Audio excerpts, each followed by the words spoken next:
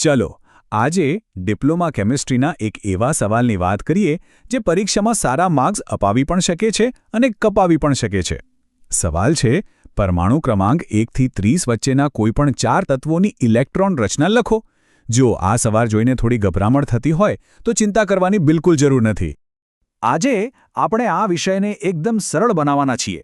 આપણે 4 મુખ્ય તત્વોની રચના સ્ટેપ બાય સ્ટેપ શીખીશું અને એ પણ એવી રીતે કે પરીક્ષા માટે આપણે સંપૂર્ણપણે તૈયાર થઈ જઈએ. તો ચાલો સીધા મુદ્દા પર આવીએ. જુઓ, આ સવાલનો જવાબ આપવા માટે કોઈ જાદુઈ છડી નથી, પણ હા, આપણી પાસે 3 એકદમ સરળ નિયમો છે. જો આ 3 નિયમો સમજાઈ ગયા ને તો પછી કોઈ પણ તત્વની રચના લખવી રમતવાત બની જશે. તો ચાલો એ પાયાના નિયમોથી જ શરૂઆત કરીએ. આ વિશ્લેષણ જગદીશ પાટણકર દ્વારા તૈયાર અને પ્રસ્તુત કરવામાં આવ્યું છે.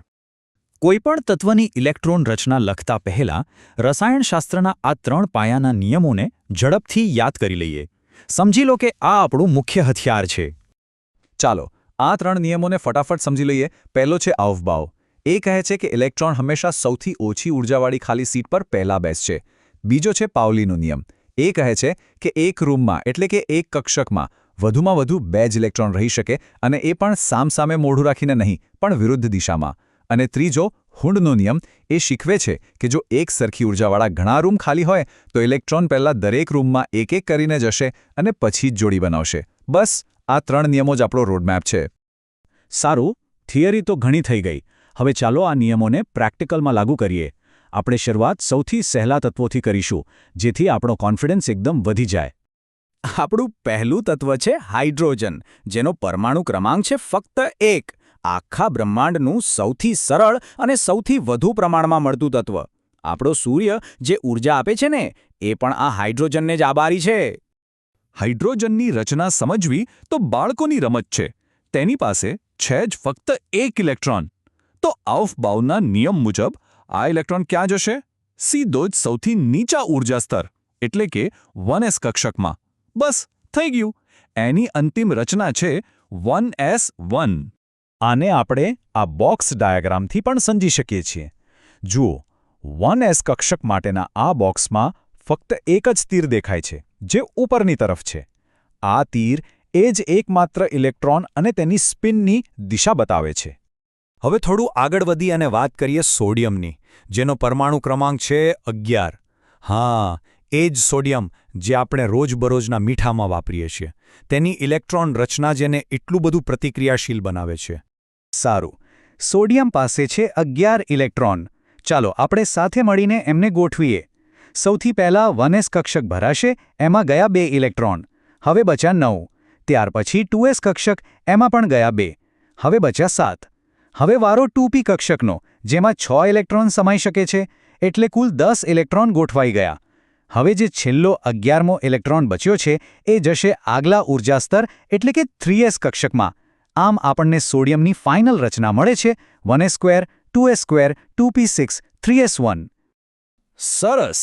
હવે જ્યારે બેઝિક્સ એકદમ પાક્કા થઈ ગયા છે ત્યારે ચાલો થોડું લેવલ વધારીએ. હવે એવા ઉદાહરણો જોઈએ જ્યાં નિયમોની સાચી સમજ ખૂબ જ જરૂરી છે. આપણું ત્રીજું તત્વ છે કેલ્શિયમ, જેનો પરમાણુ ક્રમાંક છે 20. હા, એ જ કેલ્શિયમ જે આપણા હાડકાને મજબૂત બનાવે છે અને દૂધમાં ભરપૂર માત્રામાં હોય છે.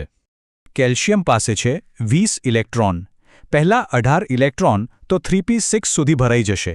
હવે આવે છે સૌથી મોટો ટ્વિસ્ટ. છેલ્લા 2 ઇલેક્ટ્રોન ક્યાં જશે? ત્રીજા કવચની 3d કક્ષકમાં કે ચોથા કવચની 4s કક્ષકમાં? અહીં જ અવબાઉનો નિયમ હીરો બનીને આવે છે. ભલે 4s ચોથા કવચમાં હોય, પણ તેની ઊર્જા 3d કરતાં ઓછી છે. આથી ઇલેક્ટ્રોન પહેલા 4s કક્ષકમાં જ ભરાશે. માટે કેલ્શિયમની સાચી રચના છે 1s2, 2s2, 2p6, 3s2, 3p6, 4s2. આ એક વાતને મગજમાં બરાબર ફિટ કરી લો. પરીક્ષામાં મોટાભાગના લોકો અહીં જ ભૂલ કરે છે. હંમેશા યાદ રાખજો, 4s કક્ષક 3d પહેલા ભરાય છે. આ નિયમ ક્યારેય ભૂલવાનો નથી. અને હવે આપણું અંતિમ અને સૌથી રસપ્રદ તત્વ છે આયન એટલે કે લોખંડ. પરમાણુ ક્રમાંક 26. આ એક સંક્રાંતિ ધાતુ છે અને તેનું ચુંબકીય ગુણધર્મ તેની ખાસ ઇલેક્ટ્રોન રચનાને કારણે છે. આયન પાસે 26 ઇલેક્ટ્રોન છે આપણે કેલ્શિયમમાં જોયું એ જ રીતે પહેલા 20 ઇલેક્ટ્રોન તો 4s² સુધી ભરાઈ જશે. હવે આપણી પાસે બચ્યા 6 ઇલેક્ટ્રોન. આ બાકીના 6 ઇલેક્ટ્રોન હવે 3D કક્ષકમાં જશે. તેથી આયનની સંપૂર્ણ રચના બને છે 1s², 2s², 2p6, 3s², 3p6, 4s², 3d6.